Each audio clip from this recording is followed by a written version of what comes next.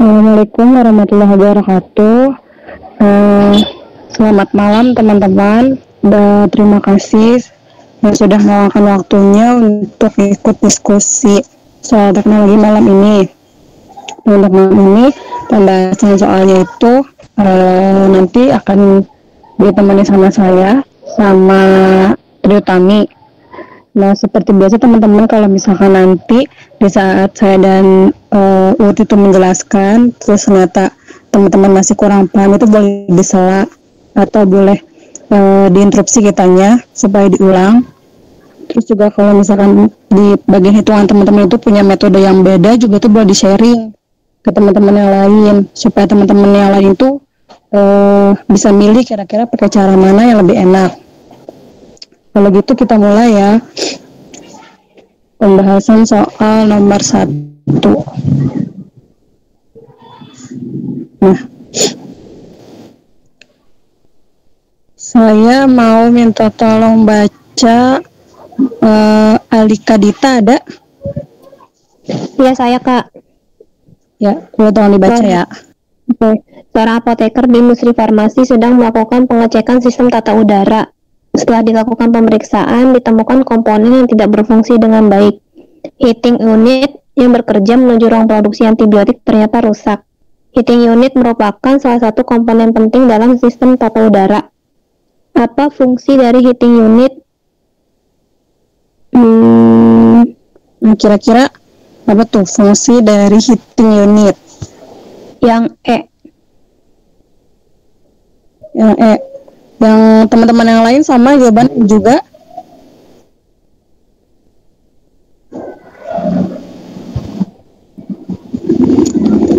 Coba kita bahas ya.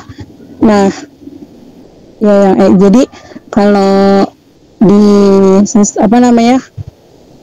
sistem parameter kritis di industri farmasi ada dua. Yang pertama ada sistem tata air, sama yang kedua itu sistem tata udara.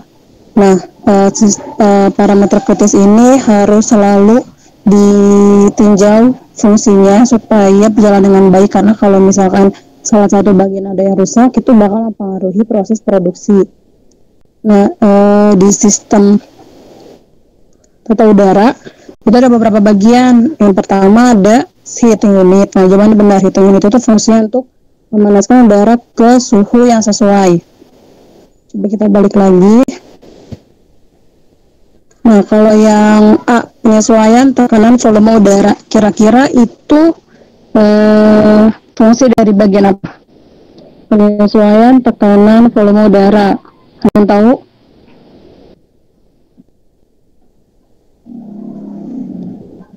Kalau yang penyesuaian tekanan volume udara itu fungsi dari kontrol damper. Terus yang B, mendinginkan suhu ke suhu yang sesuai. Kira-kira di sistem tata udara itu fungsi dari bagian apa? Benar ya, cooling coil. Yang C, menyesuaikan kelembaban udara. Kalau menyesuaikan kelembaban udara itu fungsi dari humidifier. Nah, yang B, mengeliminasi partikel atau mikroba yang masuk, itu fungsi dari filter. Nah, selain ada heating unit, control damper, cooling coil, humidifier, dan filter, itu bagian dari sistem tata udara ada ducting sama diffuser. Nah, ducting sendiri fungsinya untuk tempat jalannya udara, si diffuser itu lubang untuk aliran udara ke ruangan.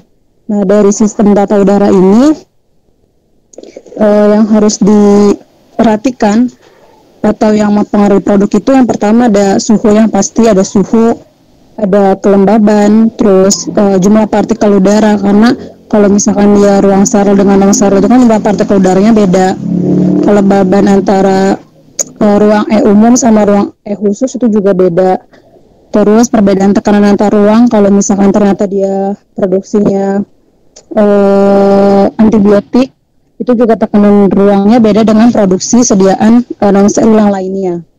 Sama volume jumlah udara, volume aliran udara, dan yang terakhir ada sistem filtrasi udara.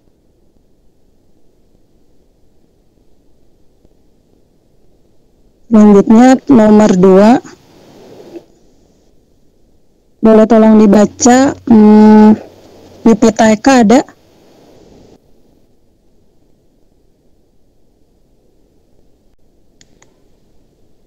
PPTK nggak ada. Manidasera ada? Ada. Suatu industri farmasi akan memproduksi sediaan krim menggunakan twin 80 dan span 60 sebagai indikatornya. Diketahui HLB twin 80 adalah 12 dan HLB span 60 adalah 5,2. Sedangkan HLB campuran yang diinginkan adalah 14. Dengan bobot indikator 7 gram. Berdasarkan data tersebut, berapakah bobot twin 80 dan span 60 yang ditimbang? Kira-kira, nah coba teman-teman hitung dulu, kira-kira dapetnya berapa nih?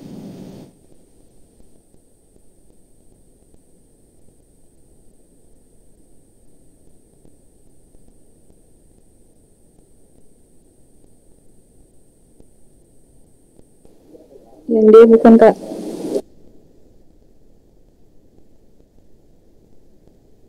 Berapa? Yang D, Kak. Yang B. Yang jawab siapa tadi? Anidasera ya? Iya. Tadi yang jawab siapa? Bukan, nggak tahu. Jadi di sini dia nanyanya bobot twin sama span ditimbang, diketahui HLB campurannya 14, emulgatornya 7 gram. Nah, HLB twinnya 12, HLB spannya 5,2. Kalau misalkan yang ditanya bobot twin dan span itu, kita pakai cara perhitungan HLB yang aligasi. Nah ini, jadi kan tadi twin, kalau cara aligasi kali silang, twinnya yang sebelah kiri itu HLB, yang sebelah kanan nanti hasilnya. Yang sebelah kiri twin 80, HLB-nya tadi 12, diketahui dari soal. Span 60 itu HLB-nya 5,2. Nah di tengah ini HLB campuran, kita kali silang, 14 dikurang 2 itu hasilnya 2. Terus 14 dikurang 5,2 itu hasilnya 8,8. Jadi twin itu angkanya 8,8, span angkanya 2. Jadi twinnya 8,8 per 10,8. Hasil dari 8,8 tambah 2 dikali sama 7 gram, karena bobot emulgator risol itu 7 gram. Jadi twinnya 5,7 gram. Nah spannya itu bisa tinggal spannya kan bagiannya 2, berarti 2 dibagi 10,8 dikali 7 gram, hasilnya 1,29 gram. Nah kalau misalkan teman-teman kan tadi total emulgatornya 7, kalau misalkan teman-teman udah dapat twinnya 5,7, itu spannya bisa langsung dikurang aja. Tadi kan total emulgatornya 7 dikurang 5,7 berarti sisa spannya itu sekitar 1,3. Itu lebih cepat dibandingkan teman-teman kalau misalnya menghitung satu-satu kayak gini juga boleh. Jadi hasilnya twinnya 5,7, spannya 1,29. Di hitungan ini jelas ya, ada yang mau ditanya yang hitungan HLB? Kalau nggak ada, kita lanjut ke nomor 3. Vidya Hervina ada? Ada, Kak. Ya. Apoteker di industri farmasi akan melakukan evaluasi formulasi tablet ibuprofen yang terdiri dari ibuprofen, laktosa, mannitol, magnesium stearat, dan aerosil. Hasil evaluasi menunjukkan waktu hancur kapsul 19 menit. Waktu hancur yang diperoleh tidak memenuhi persyaratan yang telah ditetapkan. Untuk mengatasi masalah tersebut, bahan apa yang perlu dilakukan penambahan? A. Sodium starch glycolate. Sodium starch glycolate. Kenapa dipilihnya sodium starch glycolate? Karena waktu hancurnya melebihi persyaratan ke 15 menit. Kalau di sini kan dia persyaratannya lebih lama, berarti kalau misalkan waktu hancurnya lebih lama, kalau yang ditambahin itu berarti penghancur. Kalau misalkan ternyata yang perlu dikurangi, kalau waktu hancurnya lebih lama, yang perlu ditambahkan penghancur. Kalau waktu hancurnya lebih lama, yang perlu dikurangi apa? Pengikat povidon. Pengikat. Nah benar. Kalau di sini Avisal fungsinya sebagai pengisi. Avisal sebagai pengisi. Di sini ada Avisal sama laktosa. Kira-kira kalau kayak gini, yang ini laktosa. Kalau misalkan di soal itu ada Avisal sama ada laktosa, kira-kira sebagai pengisi siapa?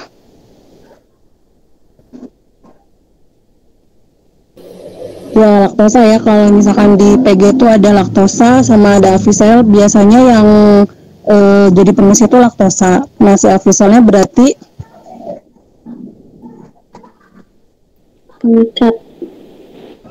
Ya Avisalnya sebagai pengikat. Nah povidon juga sebagai pengikat. Nah penghancur itu kan ada yang penghancur super desintegran sama penghancur biasa. Kira-kira kalau yang super desintegran itu contohnya apa? Emprotap. Mikrokristalin selulosa. Emprotap tuh yang biasa atau yang super desintegran?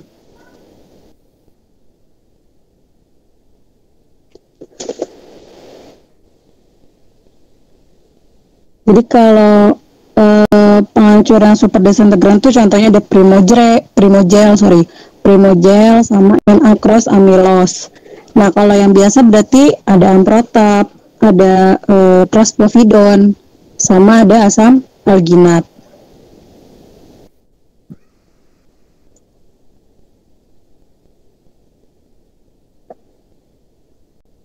Oh ya nih, di soal HLB tadi kan nomor 2 itu yang ditanya bobot twin sama bobot spannya. Kita pakai cara aligasi. Kalau misalkan di soal yang ditanya HLB, cara ngitungnya gimana? Ternyata bobot twin sama spannya udah diketahui. Terus dia nanya jumlah HLB campurannya. Tinggal ditambah aja, Kak. Pakai gimana tuh cara nambahnya?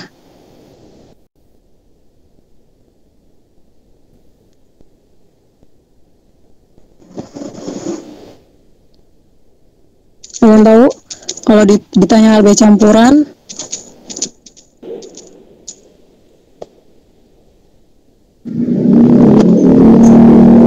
8,8-nya ditambah 2.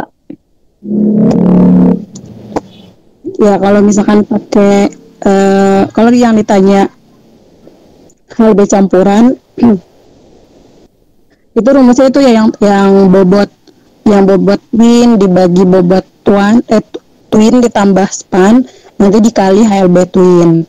Nanti habis itu ditambah bobot span dibagi bobot twin dan span dikali HLB span. Itu kalau dia nanya HLB campuran. Kalau misalkan dia pakai HLB twin sama span, kalau dia tanya bobot twin sama span ya pakai cara aligasi.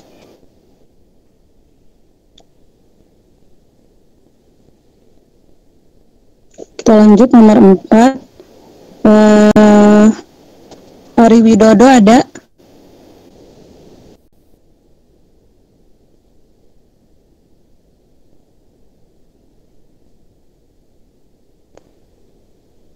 Gak ada ya.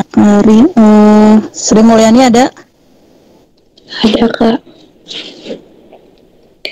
Nyonya Susi yang berumur 35 tahun dirawat di bangsal penyakit dalam Rumah Sakit Jakarta dengan diagnosa CRF. Pasien diketahui memiliki berat badan pasien 55 kg dan tinggi badan 185 cm. Dengan serum kreatinin pasien 1,28 mg per desiliter. Bahkan clearance kreatinin pasien tersebut adalah, hitung dulu ya Kak. Ya, boleh. Yang lain juga boleh ya, dihitung dulu nilai clearance kreatininnya dapat berapa.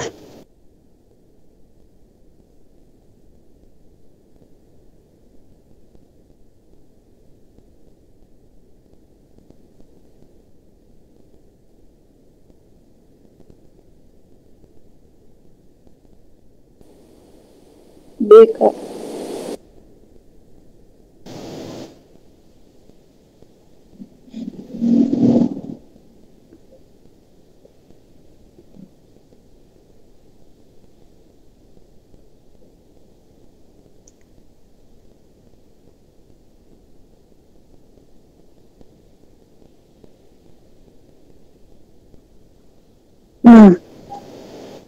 Nah, temennya ada yang udah dapet nih.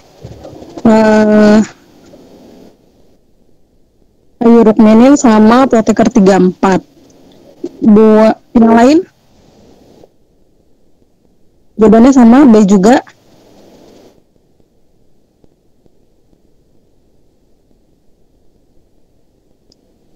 Iya Kak. Coba ya.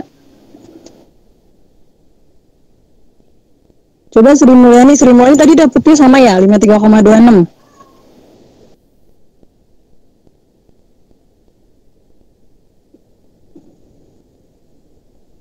Coba tadi Sri Mulyani bisa dikasih tahu ke teman-temannya cara ngitung CR-CL gimana?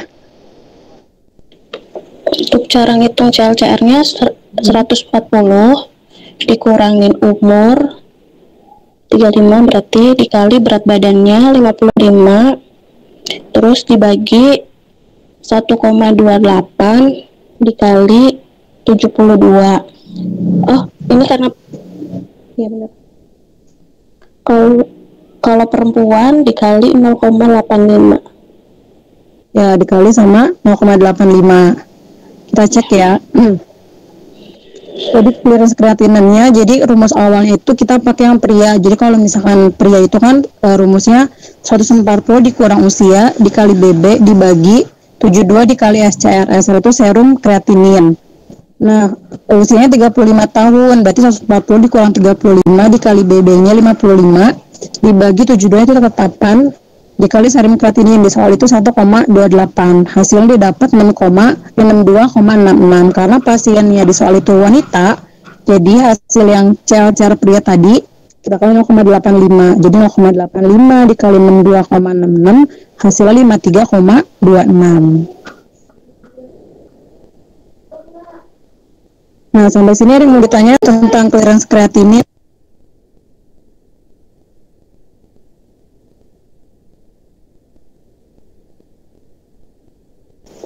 Kalau nggak ada kita lanjut ya, nomor 5.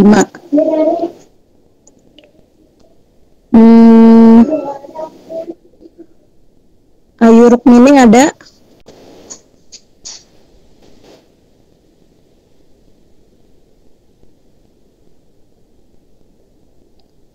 Gak ada. Vika Sri Rizky ada?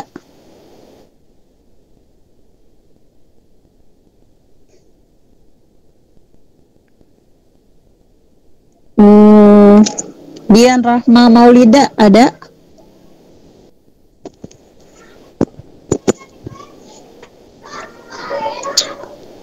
Nggak ada ya. Coba deh aku yang baca ya. Bagaimana cara mengekstraksi senyawa tersebut seorang ya? Kenapa Apoteker 34 aja. Oh iya boleh. Apoteker 34 kan standby kan tadi. Apoteker 34 ya, boleh tolong dibaca soal nomor 5.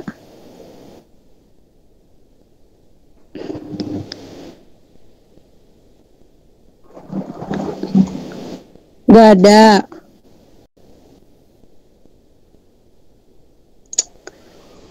Ya udah nggak apa-apa. Jadi nomor 5, bagaimana cara mengekstraksi senyawa tersebut? Nah, seorang apoteker akan mengekstraksi senyawa dari Allium sativum sebagai antihipertensi. Diketahui senyawa tersebut tidak tahan panas. Nah, kira-kira kalau misalkan kita mengekstraksi senyawa yang nggak tahan panas itu biasanya pakai metode apa? Maserasi, Kak. Maserasi. Maserasi itu termasuk cara ekstraksi cara dingin apa cara panas? Dingin. Cara dingin. Nah, biasanya ekstraksi secara dingin itu dipakai untuk zat aktif yang tidak tahan terhadap panas atau dia rusak kalau misalkan suhunya lebih tinggi. Biasanya kan ada selain ekstraksi secara dingin ada lagi tuh perkolasi, apalagi Perkolasi. bedanya maserasi sama perkolasi? Kalau perkolasi dialirin sama aliran baru. Kalau perkolasi itu nanti ditetesin cairan penyaringnya secara terus menerus. Kalau maserasi Perendaman, Kak. ya, kalau maserasi itu sistemnya sistem perendaman. Kalau cara tadi kan cara dingin ada maserasi sama perkolasi. Cara panas ada apa aja? Ada infus, dekokta.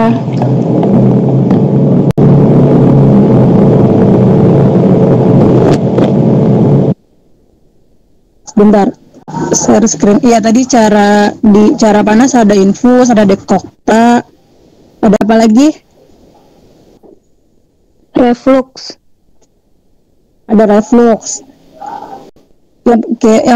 Untuk infus biasanya kalau infus itu cara ekstraksi gimana?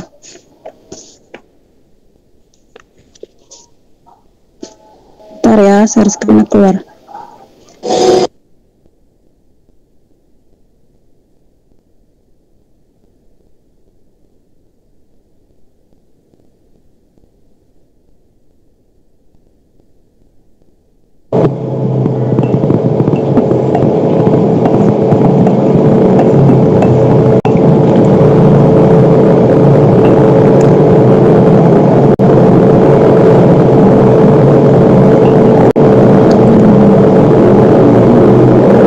Dem.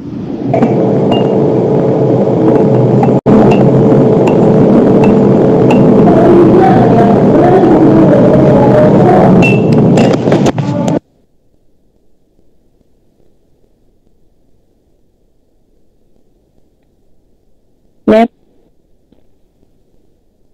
Oh iya, langsung ya. Ya, Ut.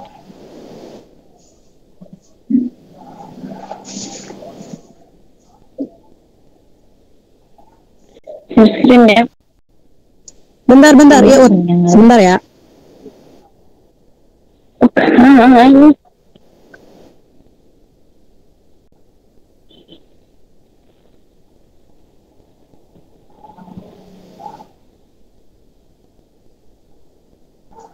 Sebentar ya, teman-teman.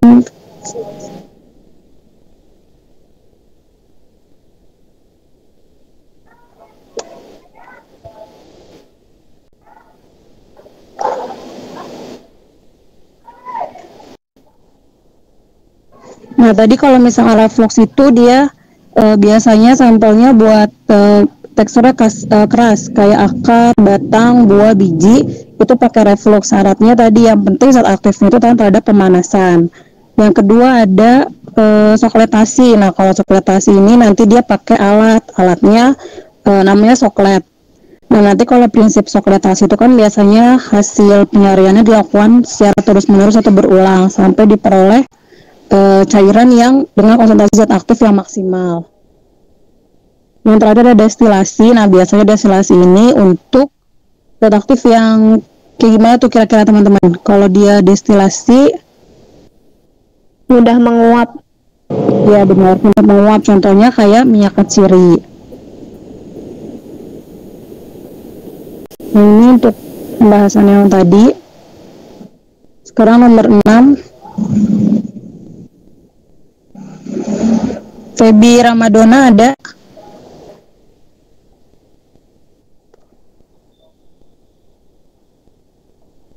Gak ada. Hafiz Ahyan ada?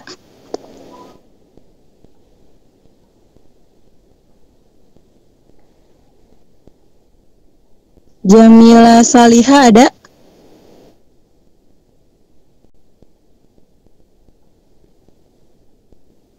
Ada. Rizky Lydia Putri ada?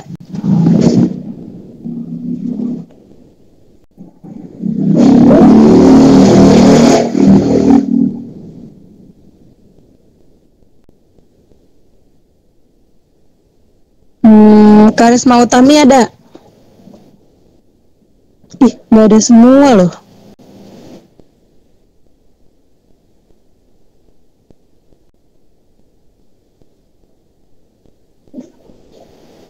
Teman-teman ada yang mau baca lagi nih? Nggak ada semua ya? Saya baca aja. Suatu industri farmasi akan memproduksi sedotan steril tetes mata sebanyak 10 mili yang mengandung oksimetazolin HCl 0,3% dan benzalkonium klorid 0,15%. Diketahui masing-masing PTB zat aktif secara berurutan yaitu 0,22 dan 0,19. Berdasarkan data yang ada, berapa NaCl yang harus ditambahkan untuk memperoleh sediaan isotonis? Itu udah dijawab sama apoteker UHAMKA. Tolong dijelasin Bang atau Mbak. Iya boleh.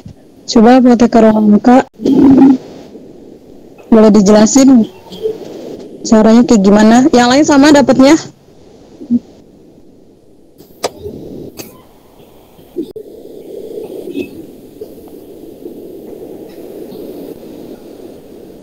Ini robot kali apoteker UHAMKA ini, langsung dijawab, langsung diem. Ada enggak apoteker 34?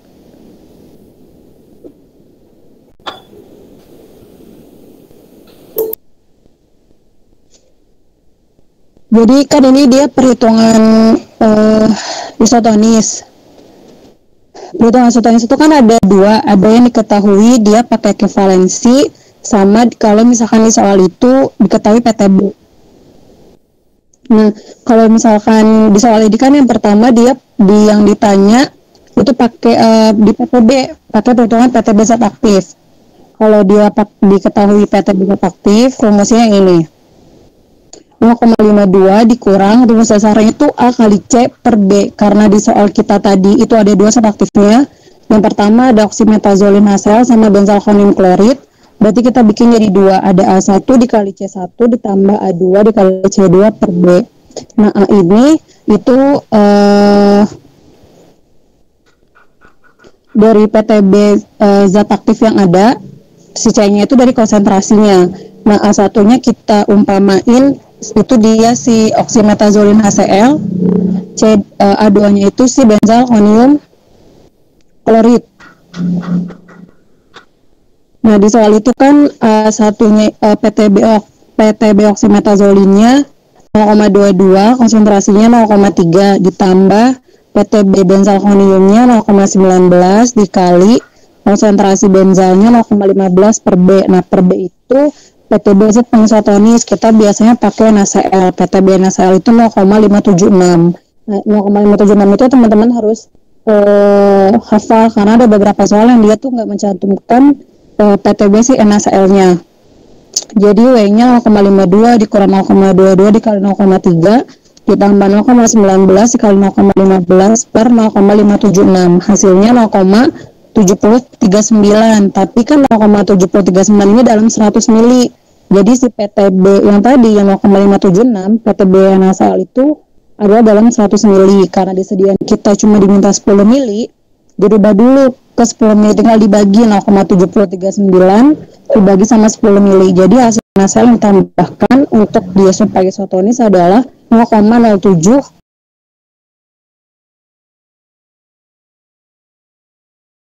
adalah ekivalensi. Nah, sampai sini ada yang mau bertanya tentang NaCl, perhitungan isotonis dengan PTB? hasilnya itu 0,738 atau 0,709? 0,0703. Yang poin doang. Yang mana? Aja belum dibagi 9 dibagi 10 dia. Nah, yang sampai W-nya itu 0,738. Iya, 0,738. Hasilnya itu dibagi dia jadi 0,0738, bukan 7. Oh, Iya, harusnya 0,738. Oh iya. Berarti yang ini saya salah tulis. Berarti yang teman-teman itu benar 0,738. Berarti nanti hasilnya 0,073 ya? 38 ya. 0,73. Oh iya. Oke, nanti teman-teman udah dikoreksi. Jadi nanti hasil akhirnya 0,0738 itu untuk 100 mili, untuk 10 milinya 0,073. 8 juga. Ya. Terima kasih udah dikoreksi. Kalau gitu kita lanjut ke nomor 7. Putri Mati ada?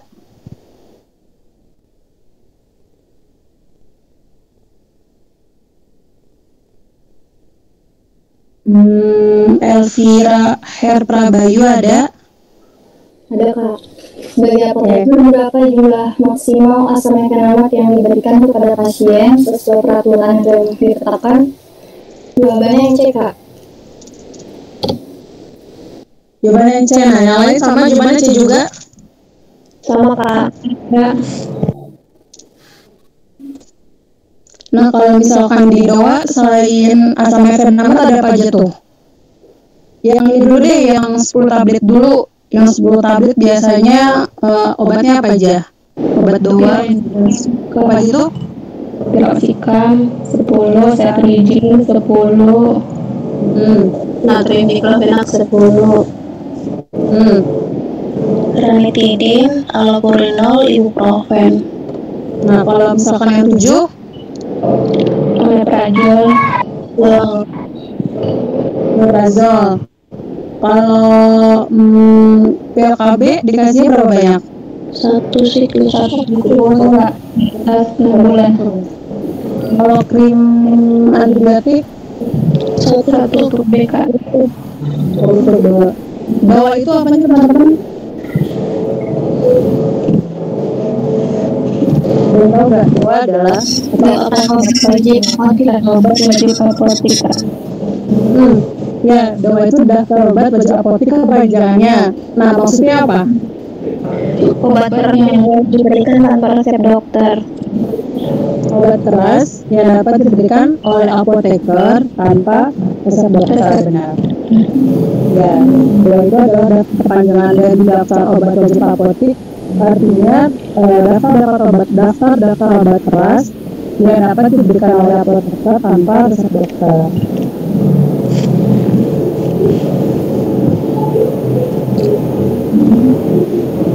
Nomor 8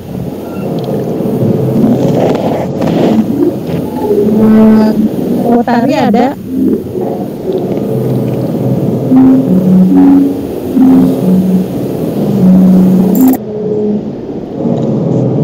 Novita Mandorong ada? Ada Kak. Ya. Sebuah industri farmasi mengembangkan formula baru dengan zat aktif ciprofloxacin 500 mg per merek dan generiknya. Dilakukan perbandingan terhadap parameter biovaliditas dari tablet ciprofloxacin 500 mg dengan sediaan patennya yang merupakan infus ciprofloxacin 500 mg. Bila diketahui nilai AUC tablet ciprofloxacin sebesar 80 mg jam per liter dan nilai AUC infus ciprofloxacin sebesar 120 mg jam per liter, berapakah nilai bioavailabilitas absolut dalam persen dari sediaan ciprofloxacin tersebut? Hitung bentar ya Kak. Oke.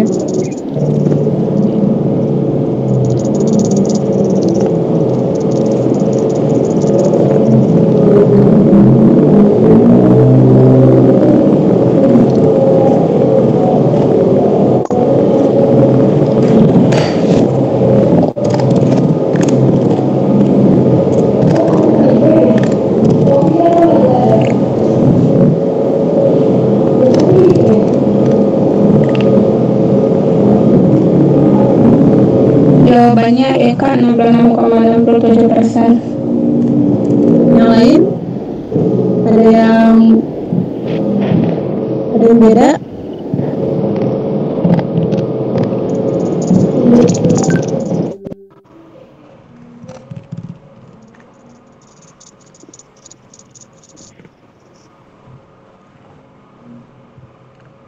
Coba Novita bisa dijelasin gimana bisa nemu yang tadi jawabannya? Iya bisa Kak. Ini kan yang ditanyakan dia absolut. Kalau dia absolut itu kita kalikan dia yang tablet sama yang injeksi. Jadi dia AUC tablet dikali dosis yang injeksi dibagi AUC injeksi dikali dosis yang tablet. Nanti dia berarti dia 80 mg dikali 500 per 120 dikali 500, hasilnya 66,67 dikali 100%. Dikali 100 jadi hasilnya 66,67%. Nah benar, jadi kalau misalkan menghitung biar produk absolut itu bisa pakai cara yang tadi, pakai cara Novita. Kalau cara Novita itu kan AUC oral dikali dosis IP per AUC IP dikali dosis oral. Atau bisa pakai cara yang ini, AUC oral per dosis oral dibagi AUC IV per dosis IV dikali 100%. Hasilnya nanti sama-sama 66,67%. Nanti tergantung teman-teman mau hitungnya yang pakai dikali atau dibagi. Kalau ini kan nanti bagi angkanya dibagi lagi sama hasilnya. Kalau yang punya Novita itu nanti dikali. Nah itu kembali ya teman-teman mau pakai yang dibagi atau yang dikali. Nomor 9.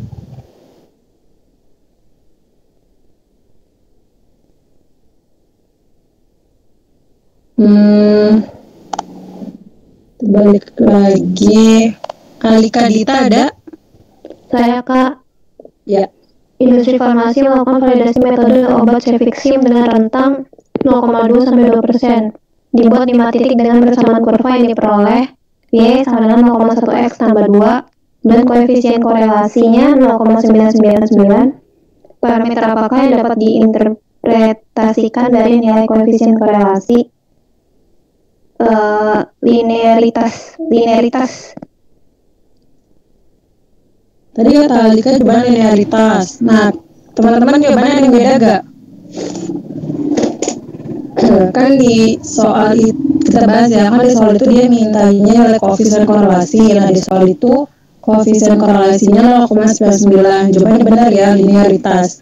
Kalau misalkan ternyata dia nanyanya akurasi, kira-kira angkanya berapa?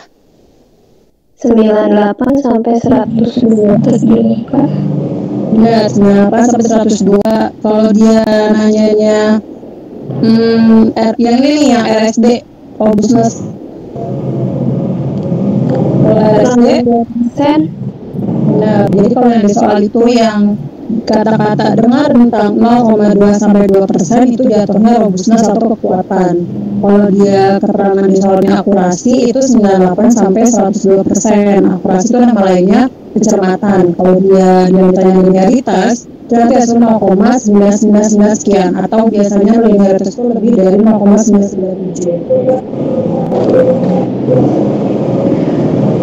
Ini penjelasannya. Kalau linearitas tadi, linearitas itu biasanya 0,997 persen recovery atau akurasi 98 sampai 102. RSD itu kurang dari 2% dengan 3 kali proses pengulangan.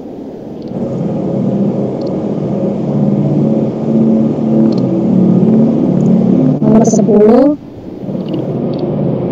di PTK ada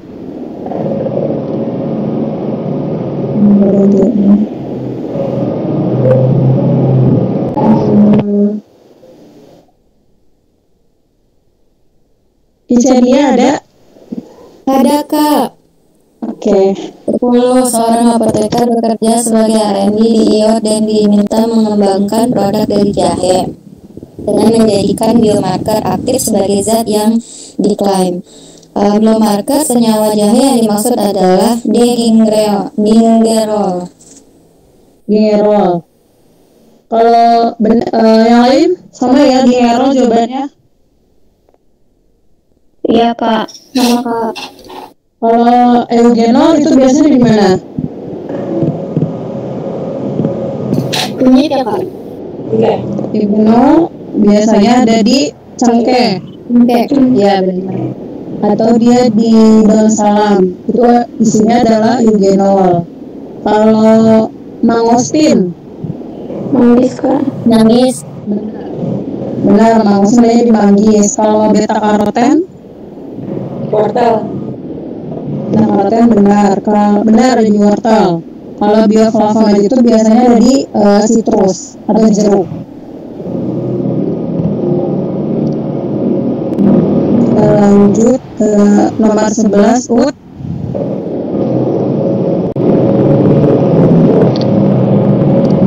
UT Kak tadi yang tadi eugenol ya kak? Yang 10. ya. Nomor 10 yang D, eugenol. Eugenol itu punya cengkeh. Kak.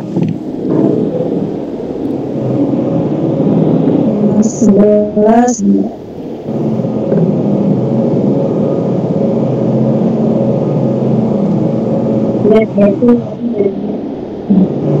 bentar loading.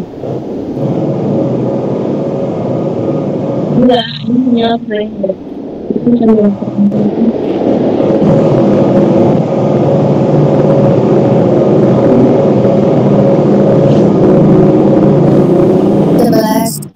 Seorang apoteker di Duplikasi sedang melakukan di stabilitas jangka panjang untuk sedia tablet metformin. Sampel dikemas dalam kemasan prima aluminium 10 tablet per strip. Selama proses penyimpanan, tablet metformin harus disimpan di tempat yang sesuai. Jika tempat metformin tersebut harus disimpan selama proses pengujian climatic chamber.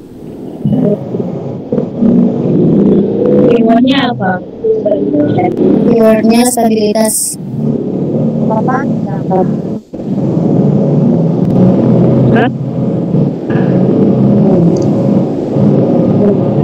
Paut warnanya putus-putus.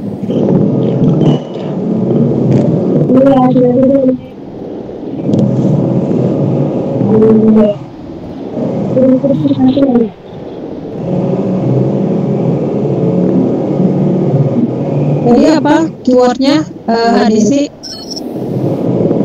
Stabilitas jangka panjang. Stabilitas jangka panjang itu disimpannya di climatic chamber. Kalau selain stabilitas jangka panjang itu ada apa lagi? Ada stabilitas apa lagi? Dipercepat. Cepat. Nah, kalau stabilitas dipercepat, dilakukan pengujiannya. Di climatic chamber juga. Jadi kalau kita bahas ya, kalau misalkan dia stabilitas jangka panjang, itu nanti pengujiannya sesuai dengan rekomendasi label pada produk sediaan. Nah, kalau stabilitas jangka panjang dipercepat, baru pakai climatic chamber. Nanti kan kalau misalkan stabilitas dipercepat, itu suhunya biasanya berapa? 40. Nah, 40 derajat. Kalau misalkan stabilitas dipercepat, apa pakai climatic chamber? Karena di climatic chamber itu bisa diatur suhunya 40 derajat. Makanya nanti kalau stabilitas dipercepat pakai climatic chamber. Tapi kalau misalkan stabilitas jangka panjang itu kan biasanya untuk menentukan batas masa kadaluarsa dari sediaan. Nah, itu nanti balik lagi ke informasi yang ada di label sediaan. Kalau misalkan dia di suhu di label produknya suhu 25, nanti kita uji stabilitasnya di suhu 25. Kalau misalkan ternyata zat aktifnya harus diuji di suhu 30, nanti kita ikutin di labelnya di suhu 30 derajat. Nah, kalau di soal itu dia mintanya stabilitas jangka panjang, berarti jawabannya sesuai informasi label tablet metformin.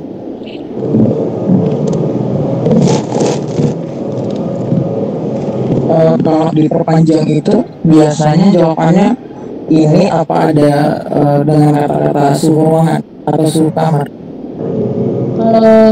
Kalau misalkan apa namanya stabilitas jangka panjang itu yang pernah saya temui soalnya biasanya pakai ini Kak, pakai kata-kata sesuai dengan rekomendasi label disediaan. Soalnya ada soal juga sih, yaitu makanya pakai suhu ruangan. Biasanya kan suhu yang udah tercantum pada produk seperti yang ini kan maksudnya itu. Cuman jawabannya sih di suhu ruangan. mau amal itu. Kalau misalkan nggak ada di PG-nya, ya nggak ada di PG-nya sesuai dengan rekomendasi ketersediaan, bisa nggak dijawab di suhu ruangan? Karena kan hampir semua produk itu dia stabil di suhu ruangan kan, kecuali produk tertentu.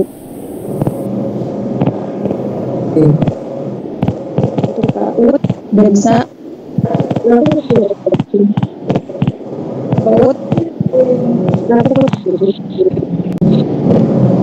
Ut suaranya mbak.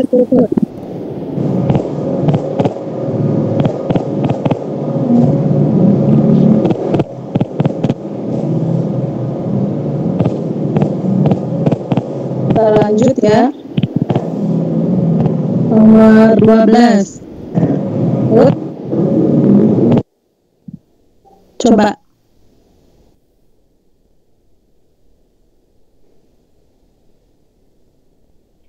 Halo? Ya, coba. Coba, siapa yang... Ya. Nah, udah bisa. Hafiz? Bisa. Shane.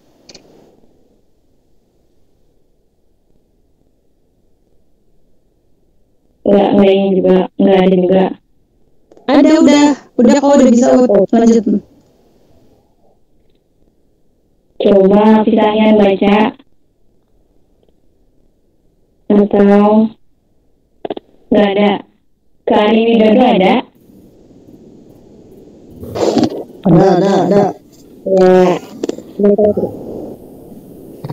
Apoteker di sebuah industri farmasi akan melakukan evaluasi sediaan tablet Ranitidin. Apoteker akan melakukan uji distribusi pada tablet yang telah selesai diproduksi. Berdasarkan persyaratan yang telah ditetapkan, uji distribusi dilakukan menggunakan 3 medium dengan pH yang berbeda-beda. Pada kondisi pH berapa saja yang dilakukan uji distribusi tersebut?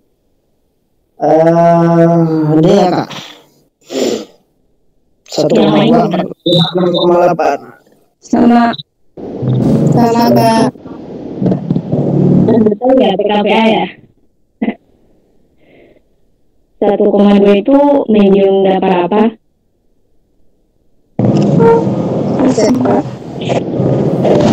Kalsitra Bukan HCl 1,2. Oh ya, sangkuda.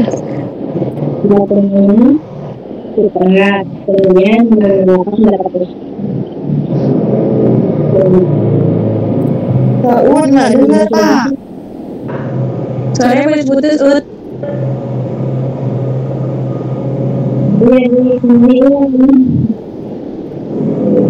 Jadi pertanyaannya Ut.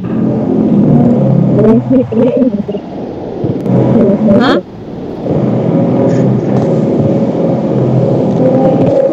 Jadi 1,2 itu pakai dapur apa?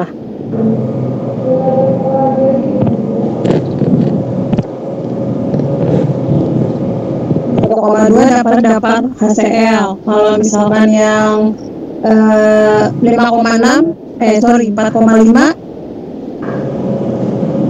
Kalian tahu tuh dapurnya dapur apa? Sitrat ya.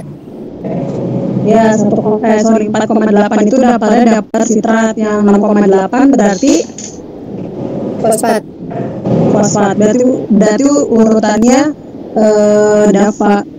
urutannya dapur klorida, sitrat sama fosfat. 1,2 klorida, 4,5 sitrat, 6,8 dapur fosfat. Ini pembahasannya. Kita lanjut ke nomor 13.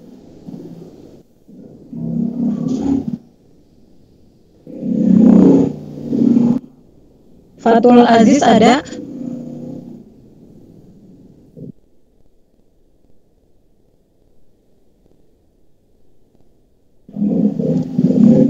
Fatul Aziz nggak ada.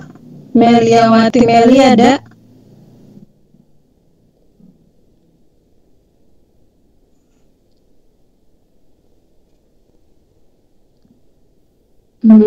Lita Ika Wijayanti ada?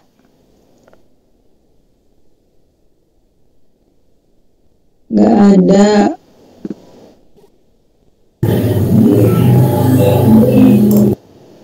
Feni ada?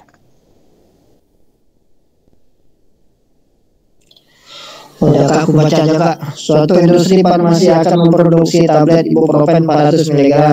Berdasarkan di literatur diketahui bahan aktif memiliki kelarutan yang baik dalam air, namun reliabilitasnya rendah. Dengan klasifikasi yang telah diperoleh, ibuprofen dimasukkan ke kelas tertentu dalam Biopharmaceutical Classification System. Berdasarkan Biopharmaceutical Classification System termasuk golongan kelas ibuprofen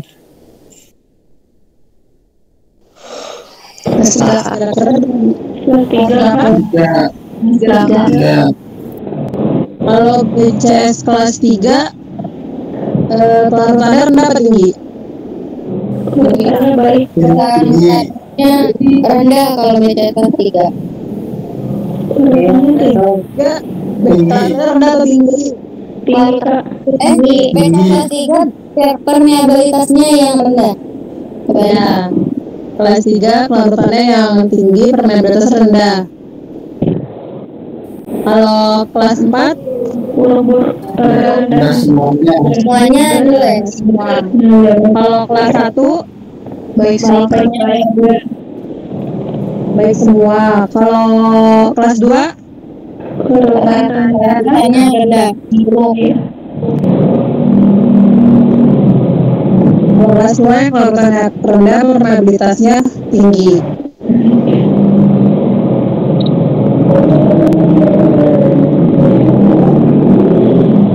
Kamu udah bisa.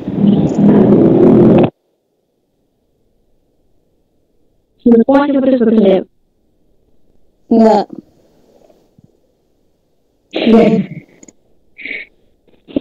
Aja. Oh bisa. BCS kan. Lanjut deh.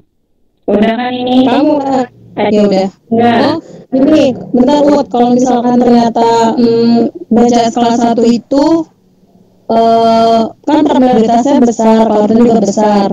Kira-kira kalau misalkan BCS kelas 1 mau diperbaiki, itu solusinya diapain?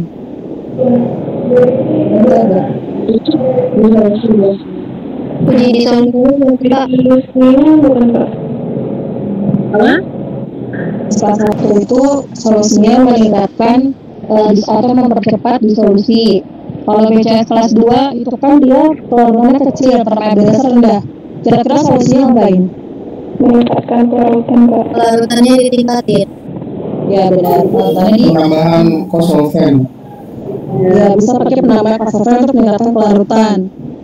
Terus kalau misalkan BCS kelas 4, kelas 3 solusinya diapain? Permeabilitasnya Meningkatkan permeabilitas.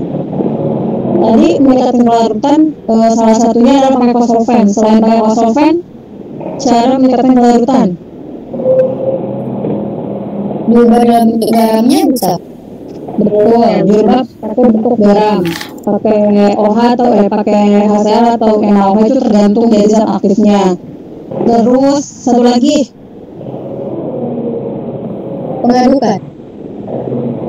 Pengadukan bisa. Ada satu lagi itu dia menggunakan surfaktan masuk ke solubilisasi. Jadi ada kosolven, bentuk garam, sama solubilisasi menggunakan surfaktan. Oke, kita lanjut. 14. Ya. Siapa yang baca? Suatu industri farmasi akan memproduksi sediaan tablet ibuprofen 400 mg. Berdasarkan literatur, ibuprofen memiliki kelarutan yang tinggi serta permeabilitas yang rendah. Agar diperoleh sediaan tablet ibuprofen yang memenuhi syarat, maka perlu penambahan bahan yang sesuai untuk mengatasi permasalahan tablet ibuprofen. Solusi apa yang dilakukan? Jadi dia kan ini kelarutannya tinggi, sedangkan permain di atasnya rendah ya. Jadi dia itu di kelas 2 ya berarti ya.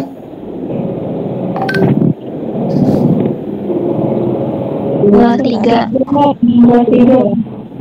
Kelas 3. Peningkatan permeabilitas. Oh bukan. Ini kelas 3. Jadi dia meningkatkan laju absorpsi ya. Permeabilitas bang, karena permeabilitasnya dia yang buruk.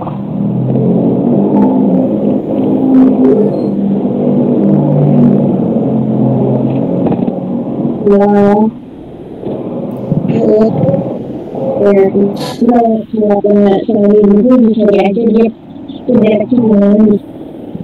Kenapa?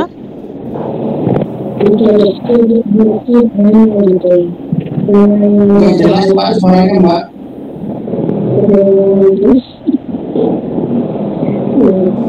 Jelas Pak.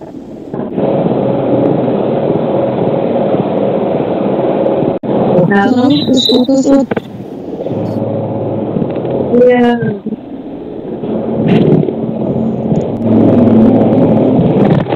Jawabannya nomor 14, solusinya adalah meningkatkan permeabilitas. menggunakan permeabilitas, karena di soal ini waktunya masuk ke BCS kelas 3 ya. Iya Kak. Makanya dia meningkatkan permeabilitas. Kalau mengingatkan di kelas solusi tadi BCS kelas berapa? Kelas 1. Kelas 1 meningkatkan kelarutan 2. kelas 15 Bunga Kak. oh ya mana? Tadi yang pembahasan.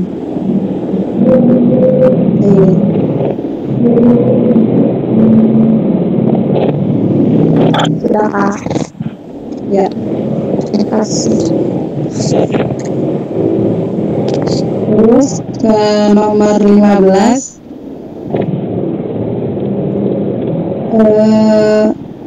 Ada yang mau baca nomor 15? Boleh Kak, saya Kak. Oke. Bagian pengembangan dan riset industri melakukan uji kesesuaian sistem dilukisasi kapsul dengan KCKT. Hasil uji menunjukkan waktu retensi 9 dan 15 menit. Beban puncak mempunyai ekivalen masing-masing 1,5 dan 2,5. Berapakah resolusi kedua puncak tersebut? DK3. Nah, gimana tuh caranya Mas Vita? Rumusnya dia 2 dikali waktu 15, 2 dikali 15 dikurang 9, hasilnya 12, dibagi 1,5 ditambah 2,5. Jadi itu 12 dibagi 4, hasilnya 3 Kak. Kita lihat ya hasilnya 3 benar. Jadi rumus resolusi itu delta 2TR dibagi W1 tambah W2. Kalau misalkan T itu kan dia waktu retensi. Kalau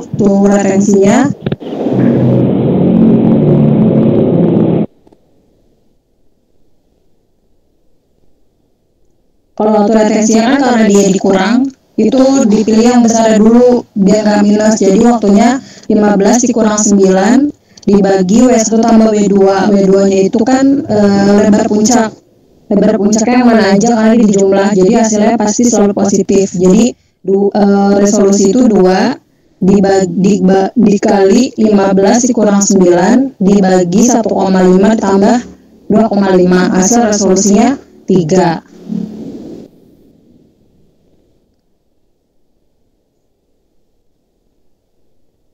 Nah, untuk resolusi nggak ditanya ya. Jelas semua? Jelas Kak. Ya, kita lanjut ke nomor 16. Ada yang mau baca nomor 16?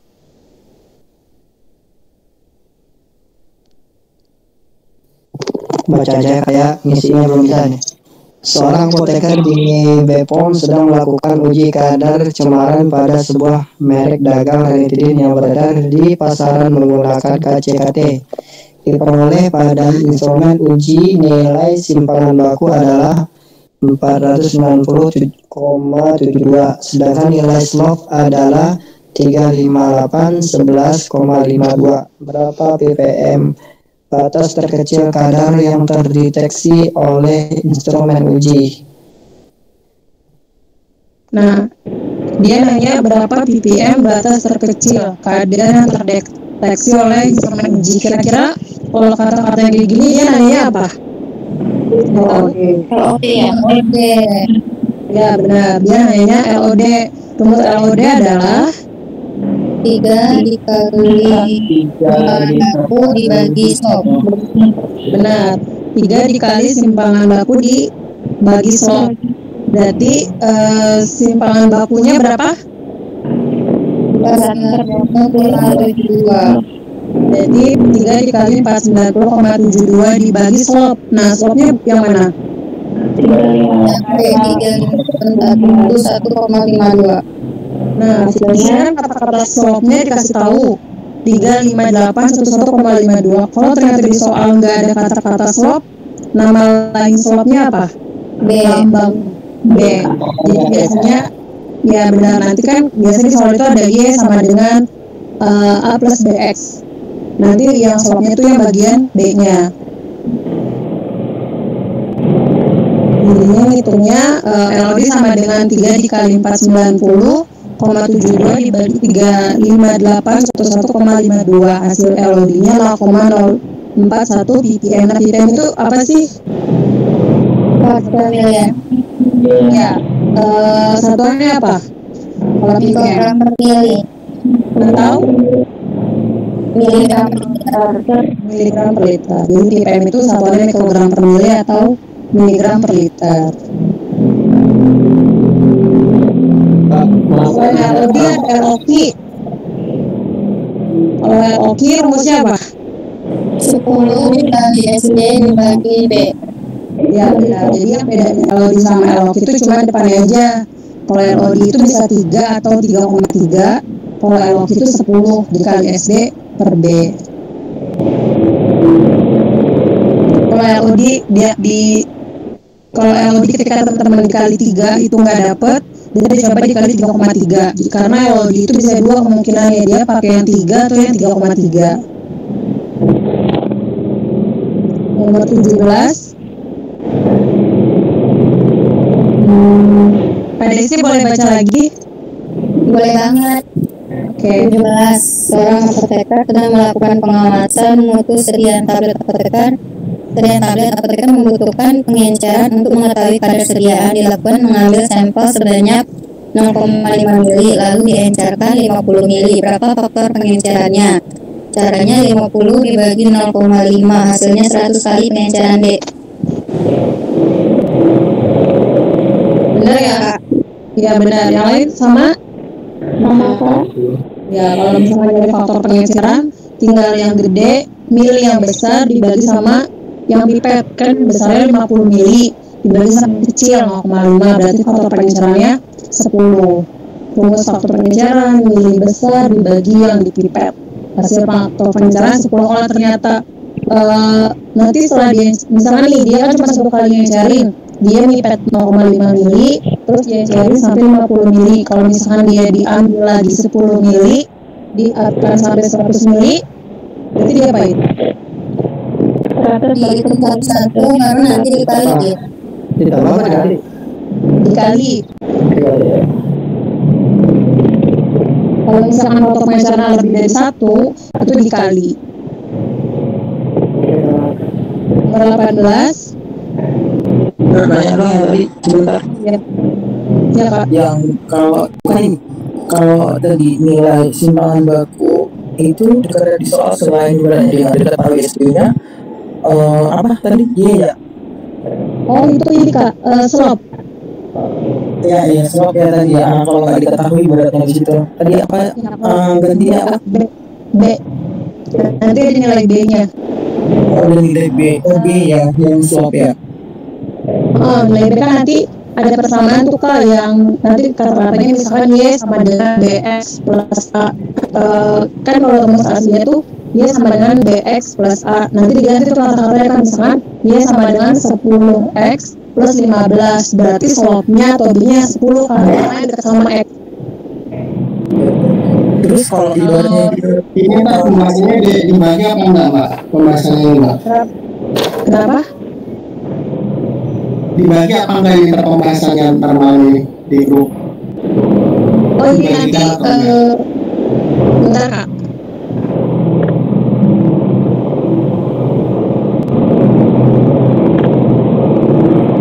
Nanti aku konfirmasi ya Kak, yang pembahasannya dibagi atau enggak. Nanti kalau misalkan dikirim, aku kirim ke ketua angkatannya. kalau kita mau tahu dia itu yang ditanya lot atau LOT gimana sih? Atau dulunya aja kita coba? Oh enggak Kak, dia ada kotak kuncinya Kak. Gimana sih? Oh tidak tahu gitu. Tadi sih aku buatnya langsung ke lot sih. Tiga kali. Yuk kamu masuk.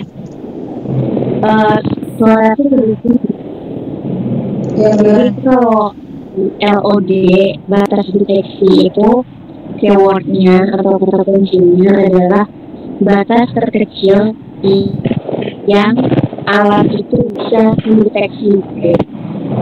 Kalau LOD itu batas kecil alat itu tuh bisa menghitung. Jadi biasanya kalau outside kalau misalkan batas terdeteksi atau limit of detection, kalau itu batas yang dapat dihitung. Jadi kalau nama lainnya gitu, kalau itu deteksinya itu sebenarnya 3 kali dari LOD. Jadi sebenarnya kalau menurut ilmu kimia itu yang benar 3,3 gitu. Rumusnya ya, cuman nyatanya alat itu rata-rata udah bisa menghitung di mana dia itu cuma 3 gitu. Makanya rumusnya 3 aja tuh udah ada gitu. Jadi jawabannya ya ada akhirnya. Kalau makanya kenapa perhitungan rumus LOD itu kalau nggak pakai 3 ya 3,3 gitu. Jadi batas deteksi yang bisa dideteksi oleh alat tersebut yaitu itu yang semuanya. Ini semuanya. Dulu pernah misalkan penonton bilang, misalkan ada soal ya, kamu diketahui SSD limit of detection atau deteksinya misalkan sekian. Nah ditanya LOP-nya, caranya gimana? Ya tinggal dikali 3 atau dikali 3. Iya, kayak gitu memang. Jadi batas gimana alat itu bisa menghitung ya 3 kali atau 3,3 kali dari batas deteksinya kayak gitu. Dibolak-balik sebenarnya itu.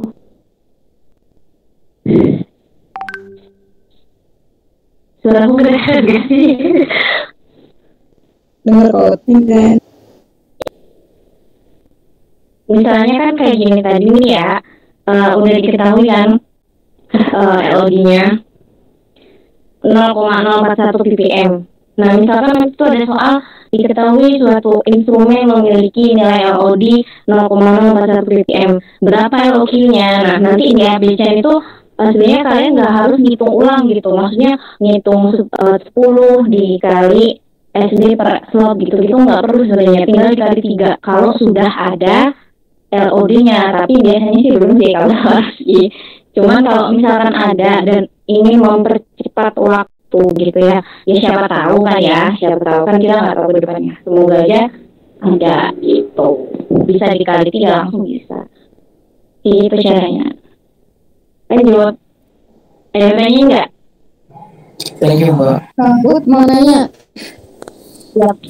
Biasanya kalau nyari LOD, LOQ kan itu pakai nilai SD kan ya.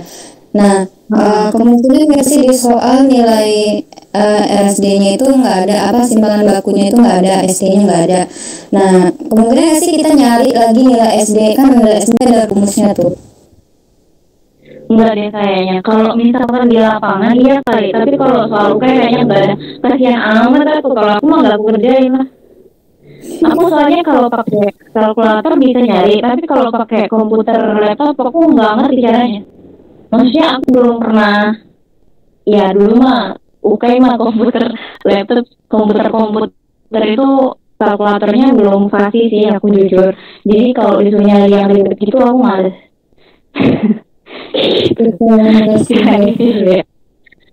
Ya, tapi biasanya udah ada kok.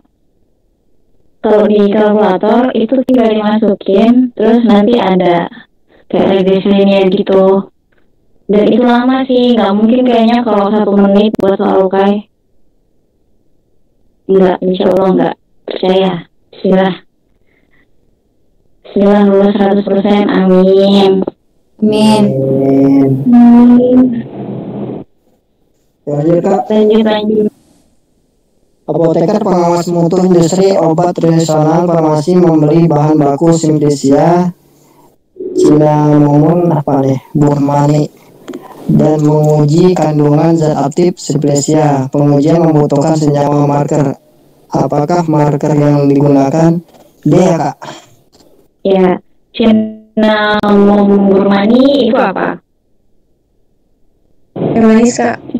Ya, berarti jawabannya cinnamomum. Dan ini sebenarnya aku malu sih ya, karena aku tuh sifat kimia jujur nggak terlalu jago gitu. Nah dulu waktu UKAI aku lupa gitu, ada satu soal terkait sifat kimia, dan karena aku nggak belajar jadi aku salah aja jawab, terserah aku asal. Dan setelah keluar oh iya ya gitu. Jadi karena panik juga ya udahlah deh. Gitu, kalian kalau misalnya soal ini ya baca aja. Kalau kalian jago ngapalin ya dihafal. Kalau enggak ya udah ikhlasin aja, kalau salah gitu. UKM yang penting kalian happy. Oke, kita bahas. Kalau aliin itu senyawa apa? Dari Bawang putih. Ayo satu. Ada sini apa nih? Kalau kunyit ya. Ada polit. Iya Kak. Ambil tuh. Alisin. Bawang putih. Ya, dari bawang putih juga gitu. Lanjut 19. Ini sebenarnya tadi udah dibahas sih, ternyata soalnya sama aja. Tadi siapa yang mau baca? Ini. Seorang apoteker rekomendasi senyawa dari Allium sativum sebagai anti hipertensi. Diketahui senyawa tersebut tidak tahan panas. Bagaimana cara mengisolasi senyawa tersebut? Karena tidak tahan panas berarti macerasi. Mulai ya, kalau misalkan nggak ada macerasi di situ, kira-kira ada apa selain macerasi? Kalkulasi. Ya bisa. Kalau misalkan zatnya tahan panas, bisa banyak ya.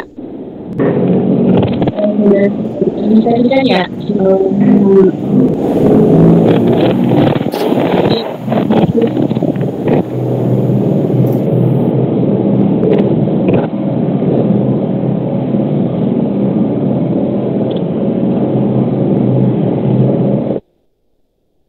Lumayan nih 020 nih belum dibahas nih.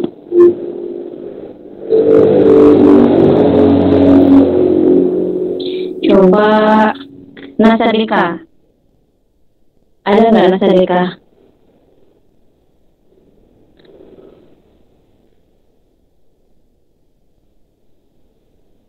Halo. Ini aku yang nggak ada, kalau emang ini ya. Oh. Ada sih katanya mau lagi. Ya. Kak Yulia aja baca. Kak Yulia. Seorang apoteker bisa teknisi obat tradisional akan melakukan analisis pada sampel satu senyawa menggunakan alat analisis resolusi tinggi untuk mengidentifikasi kandungan kimia dan menguraikan senyawa struktural. Alat apa yang dimaksud resolusi tinggi apa? Ini keywordnya senyawa struktural. Jadi kalau misalkan kita mengidentifikasi paracetamol, kita bisa lihat benzen, bisa lihat apa tuh asetal. Pokoknya struktur dari paracetamol. Apa? Siap. FVR. Jadi itu kayak gitu kalau infrared. Kalau di UMAM kan ada di lab lantai 4. Kalau di universitas lain kurang tahu ya. Nah ini buat nyari struktur. Kalau KLT dia cuma bercak, ya cuman RF lah ya. Kalau UV itunya apa? Absorban. Ya absorbansi, penyambung gelombang. LTIR. Kalau AS Serapan atom. aku ya serapan atom dia buat senyawa yang apa namanya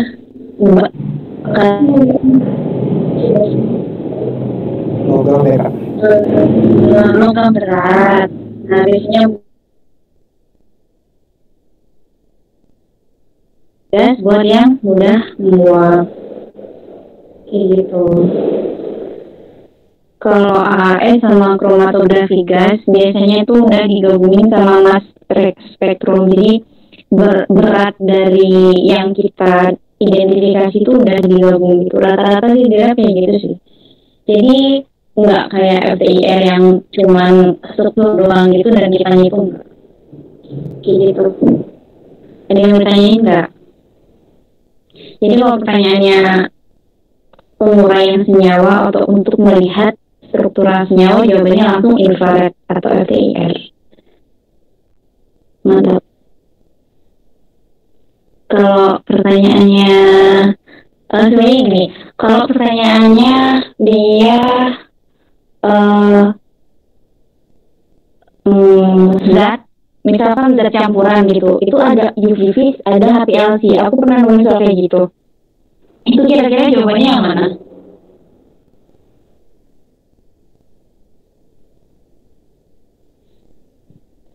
Halo. HPLC ya. Nah, aku sih lebih prefer ke UV. Nggak tahu kenapa. Karena Kak, pertanyaannya apa kak? Gini, jadi aku pernah nemu soal dia itu senyawa campuran dan itu tuh simple gitu kayak PCT sama apa gitu. Nah dia itu UV sama HPLC. Nah aku pernah nanya gitu. Nah waktu itu nanya ke dosen siswinya, dua-duanya itu bisa gitu. Sebenarnya balik lagi kamu soal kayak gitu, kamu analisis. Biasanya kan di soal tuh terdeskripsikan ya apa namanya. Kalau cuma seorang apoteker kayak gitu pakai UV, tapi kalau misalkan udah skala gede kayak udah apa ya istilahnya ya ibaratnya penelitiannya gede di soal terdeskripsikan seolah-olah itu penelitian yang dananya besar itu bisa pakai HPLC gitu. Itu sebenarnya soalnya menurut aku sendiri juga nggak bagus sih gitu. Cuma aku pernah nemu dan aku bingung kayak ya dulunya masih bisa gitu, kecuali kalau HPLC itu dia campurannya banyak gitu. Biasanya itu pakainya HPLC, tapi kalau cuma 2 campuran aku sih lebih prefer ke UV kayak gitu. Itu pernah nemu beneran soal kayak gitu sih, tapi pas UK nggak ada sih kalau UV. Bukannya cuma saya tunggal mbak. Oh bisa bukannya udah gitu ya. Iya bisa, penyakitnya kan ada. Tapi ya mungkin kan dia ngikutin senyawa kompleks atau lebih dari satu senyawa, pasti kan ke HPLC kan untuk ACKT nggak sih? Bisa, UV bisa. Bedanya UV sama HPLC itu kalau menurut aku pribadi HPLC itu lebih bagus, lebih kompleks, caranya pun lebih mahal dan zatnya itu lebih banyak gitu loh, bisa lebih banyak dibandingkan UV. Tapi kalau untuk misalkan cuma paracetamol sama kafein, maksudnya tablet gitu, itu bisa pakai UV secara sederhana gitu. Itu sebenarnya jadi perdebatan juga sih waktu itu, beberapa orang milih HPLC, tapi aku pribadi prefer UV. Coba kalau yang lain gimana? Menurut kalian gimana? Kecuali memang soalnya dikatakan dia banyak senyawanya kayak gitu. Tapi kalau cuma 2 dan sederhana kebetulan ya aku sih prefer UV karena lebih simpel, lebih murah secara kita sebagai apoteker juga alatnya nggak mahal, terus bahan-bahannya juga mudah didapat gitu, nggak harus beli kolom kayak gitu sih. Aku pribadi sih mikirnya lebih ke sana sih. Aku lebih ke teori aja kak, ikutin senyawa juga aja. Soalnya beda di lapangan sama teori aslinya.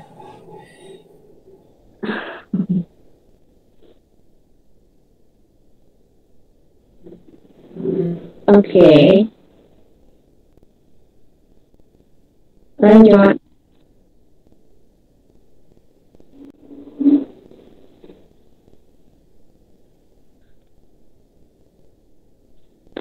Nomor berapa tidak? Suatu rumah sakit melakukan analisa farmakoekonomi, yaitu membandingkan 3 alternatif obat dari suatu penyakit. Dari hasil analisa efektivitas biaya pengobatan, didapat data sebagai berikut. Nilai ASER dari obat C. Rumus ASER itu biaya dibagi efektivitas. Jadi karena ditanya obat C, 381 dibagi 61, dapatnya 6,24, terus dikali 100, dapatnya A, 624, 590.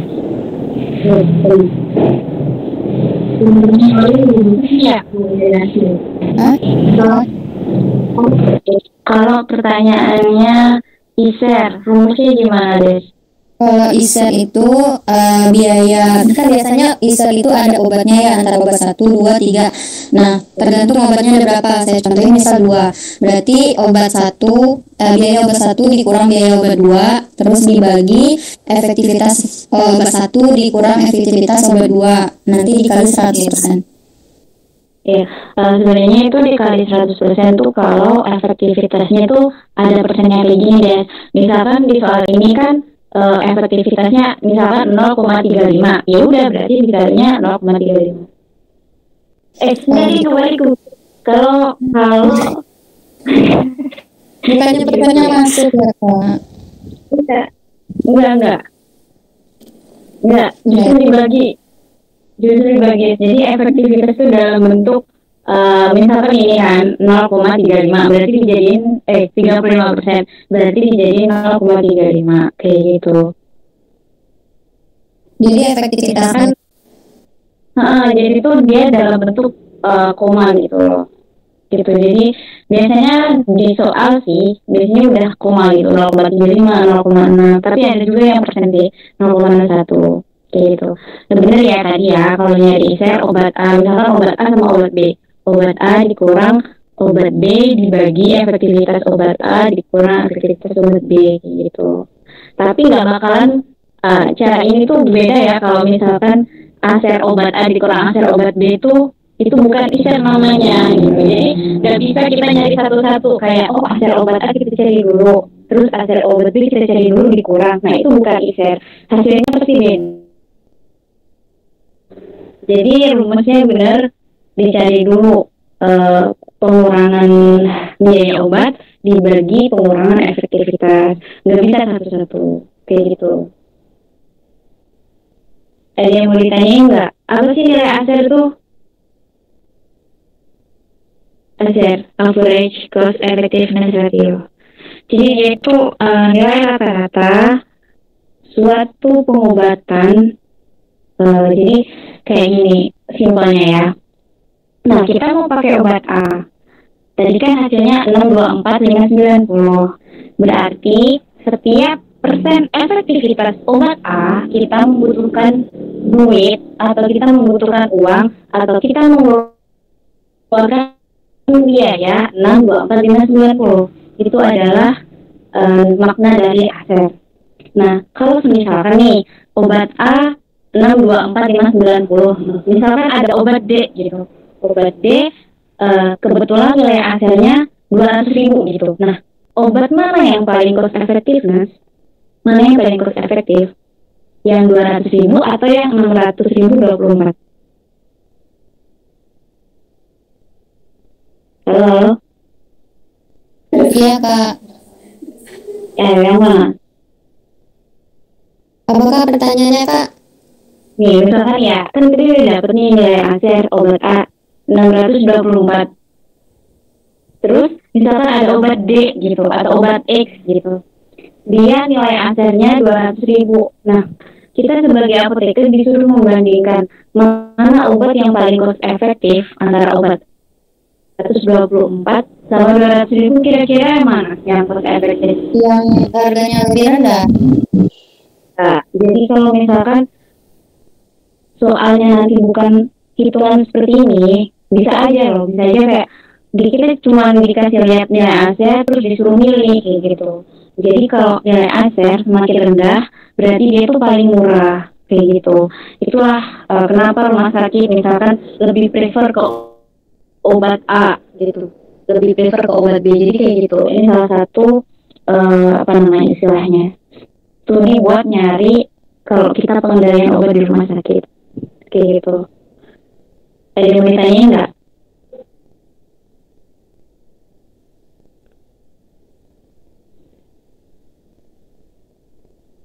Kalau nggak ada yang tanya, lanjut, udah jam 9. Lanjut. Ini pembahasannya ya. Ada obat 900, obat B 890, obat C 624. Lanjut nomor 2. Udah ada belum, Mut? Apanya? Soal nomor 22 di kamu. Aku dari tadi mah nggak ada deh. Buka PPT sendiri ini mah. Yang lain udah ada soal nomor 22-nya? Udah ada Kak, 22. Oke, lanjut. Lanjut. Kak Yuli.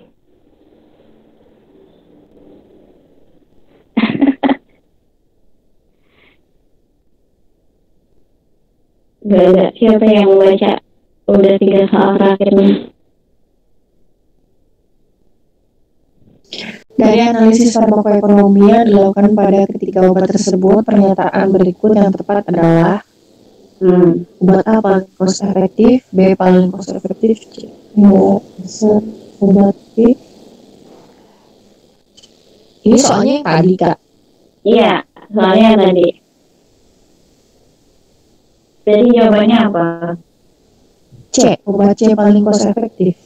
Ya, karena dia tadi yang 100 ini sebenarnya pembahasannya sebenarnya udah ada di atas ya, maksudnya cara ngitungnya karena tadi dapat obat A 900, obat B 810, obat gitu. Jawabannya obat C paling cost efektif di antara ketiga obat. Lanjut. Keywordnya sama, memiliki aser paling rendah. Ada yang tanyain nggak?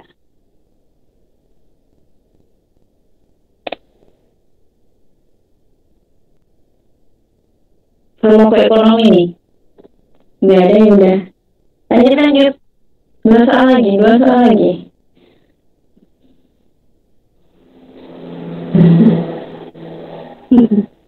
Siapa ya? Lagi ya, Kak.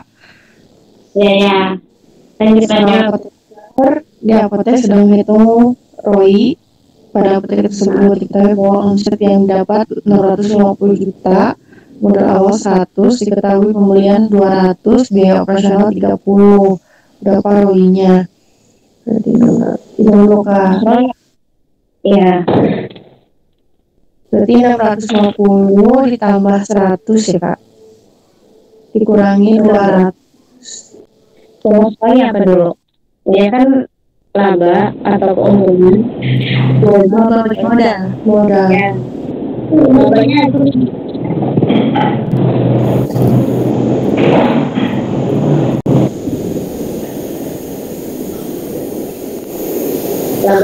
demikian teman-teman. Berarti kan labanya dari omset dikurangi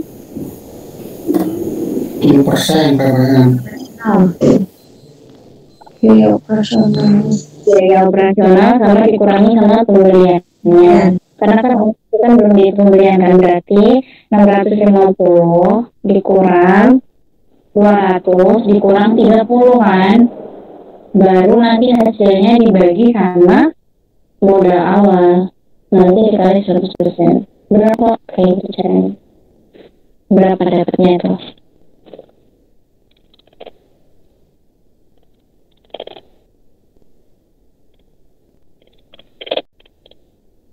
120 dibagi 100.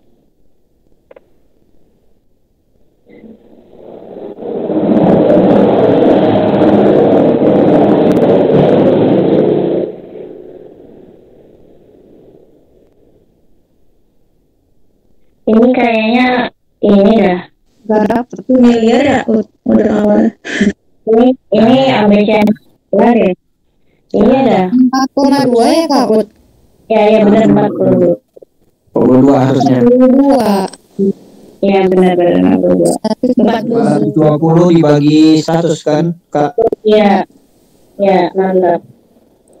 Ya ini mah salah soal ini bukan sama sih. Ya. Kalau hasilnya itu kan 4,2, kalau dikali 100 jadinya 420 masa? Iya betul Les. Dari mana dapat 40? Ya kalau dikali persen 420 Kak.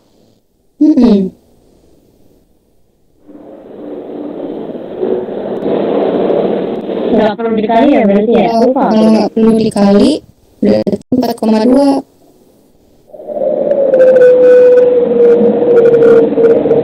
Tergantung lihat ABC aja kalian aja.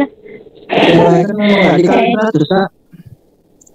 Kalau dia ditanya dalam bentuk persen dikali, tapi kalau pertanyaannya enggak terlalu. Ya pertanyaannya persen benar. Nah, tapi ini kayaknya angkanya sih, maksudku tuh sekayanya ya. Soal ini tuh tipe diangka gitu loh. Yang penting kalian tahu aja ya. Kayaknya modal awal nggak yang Kak. Kan itu ROI kan rumusnya itu laba per modal. Nah kita tuh suka balik-balik Kak. Kita juga sering suka dapet di TO gitu. Nah antara rumus ROI dengan rumus ROI. Nah, kadang di satu tempat itu menyebutin laba per modal. Kadang di satu tempat lagi nyebutin modal per laba. Jadi kita tuh suka bingung Kak. Yang benarnya itu yang mana? Aku sih dulu juga bingung ya. Tapi pas aku perhitungan apotek di kenyataannya pakai rumus ini sih, laba dibagi modal atau investasi. Maksudnya yang kita pakai gitu, modal yang kita pakai. Dan itu ya itu nantinya sih yang aku pakai di itu kemarin.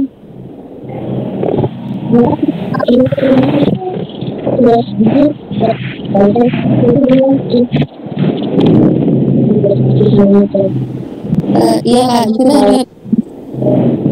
lagi kan kebetulan nanti kalian nggak dapat dia tuh dibalik mungkin gitu aja. Tapi nggak mungkin kok ada dua-duanya. Itu kok dulu maksudnya beberapa buku bilang A, beberapa buku bilang B. Nah, kan terbalik-balik gitu kan. Aku pribadi sih yaudah lah ya. Maksudnya aku lebih percaya seperti ini. Tapi kalau misalkan nanti di soal ya yang kita percaya nggak ada ya udah pakai yang satunya kan tinggal dibalik gitu. Kalau aku sih gitu, jadi ya kebetulan ada jawabannya ya udah itu aja gitu. Daripada memusingkan satu soal itu kan kayak gitu. Itu tapi kalau di kehidupan nyata maksudnya pas studi kelayakan apotek itu pakainya laba per modal. Dia return of investment gitu. Nggak tahu kalau yang udah kerja ngitungnya pakai ini nggak? Apa dibalik?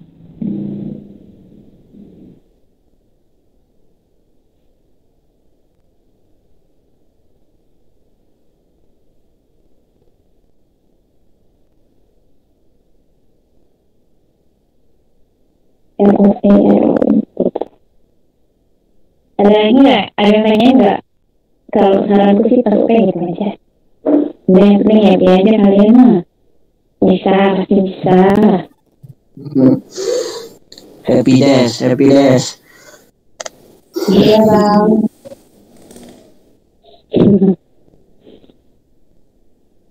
Untuk dan beneran maksudnya wah soalnya ini bener baru dan nggak pernah lihat. Nah maksudnya kayaknya gini deh gitu. Kebetulan nemu gitu ya udah daripada nggak dijawab sama sekali gitu. Itu kayak itu udah paling buntu gitu. Yang penting jangan pernah meninggalkan ABC-an dalam keadaan tidak terjawab. Siapa tahu itu memperuntukkan kita, poin kita kayak gitu. Kalau nanti bagi aja. Kalau nggak bisa, kiranya pusing ya udah. Masa kira-kira nggak pernah dengar gitu. Karena dari 200 soal, ya paling nggak tuh adalah 5 soal yang bener-bener ini apa gitu, kayak bener-bener di ingatan kayaknya nggak pernah baca, ini soal baru kayak gitu. Ya semoga aja kalian dari bukunya bener kan keren, mantap aja. Bisa kok, apalagi kan kalian belajarnya lama. Nanti sampai September ya, nggak mundur lagi. Ya aku sedih tahu. Lanjut. Soal terakhir. Habis selesai.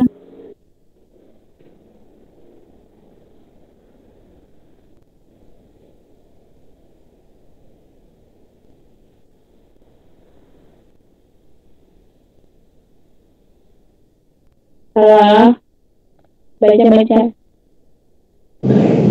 Cekal soal terakhir. Apoteker bersatu IF akan membeli injeksi metajol 6 box. Tiap box berisi 25 vial. Harga 1 box 1.250.000 per box. Keuntungan yang diambil oleh rumah sakit tersebut adalah 15%. Berapakah harga jual 1 kg injeksi metajol? Jawabannya CK 57.500. Kalau misalkan di soal itu nggak ada tulisan PPN, berarti dia dianggap 10%.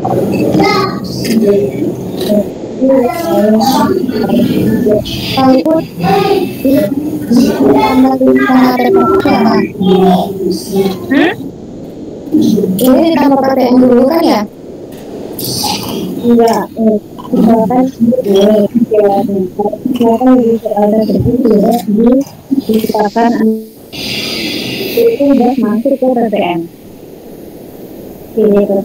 Jadi kalau misalkan nanti di soal tertulis PPN, berarti kalian itu. Tapi kalau tidak diketahui apakah dia sudah masuk PPN 10% atau belum, nah itu soal itu berarti dianggap sudah termasuk PPN gitu. Kalau tulisannya ada ini cuma HNA doang kali ya UT. Kalau HNA doang kan berarti harus dikali 1,1 ya. Kalau dia soalnya organ itu baru.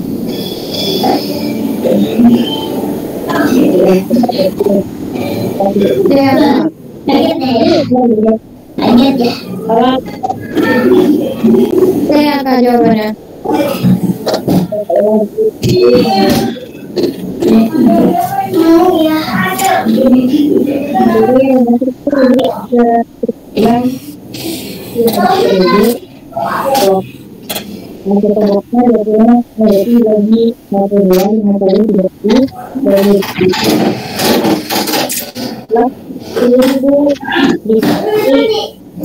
Masa 5 gitu. Dari depan dikalinya 1,15. Selesai 57.500. Nah ini jangka pernah aku tapi dikali 1,5 gitu, dan adanya bikin karena namanya juga seliwer ya, 15% malah ngetiknya bukan 1,15 tapi langsung aja dikali 1,5 lah, ada dia bikin ya udah salah gitu. Ya udah kalau salah ya udah. Ini harus hati-hati ya teman-teman kalau misalnya lukai. Kalau 15% sama 50% itu beda. Kalau 15 dikalinya 1,15. Kalau 50 1,5 gitu. Ada yang ditanyain?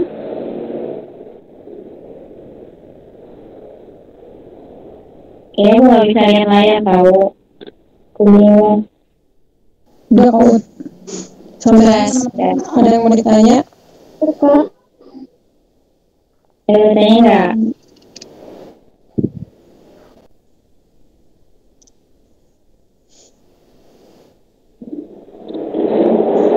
Kalau misalnya nggak ada yang tanyain, mungkin kalau aku sih ngasih saran kayaknya kan masih lama nih ya, masih lama. Terus apa ya?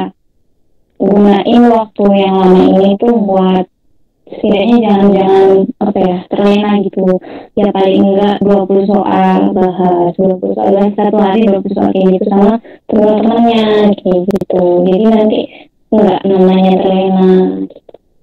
Semangat kan, harus tetap semangat, semoga bentar lagi cepet-cepet sah, cepet-cepet sumpah, cepet-cepet bekerja. Amin. Lulus 100%. Amin. Ya kayak gitu. Dan yang penting jaga kesehatan ya sekarang, soalnya kemarin kalau nggak salah kan kasus tes itu di hari H ya. Nah itu tuh yang bikin deg-degan justru.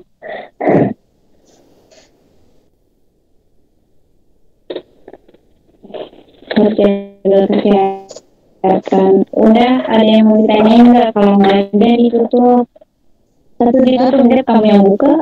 Ya, kalau ada yang bertanya lagi, misalkan ya, kalau misalkan yang lainnya cukup ya. Ya kalau misalkan ternyata teman-teman ada yang mau ditanya di luar pembahasan soal ini, boleh chat saya, boleh chat Wood, atau boleh chat mentor-mentor yang lain. Nanti kalau misalnya kita tahu, nanti insya Allah dibantu untuk jawabannya.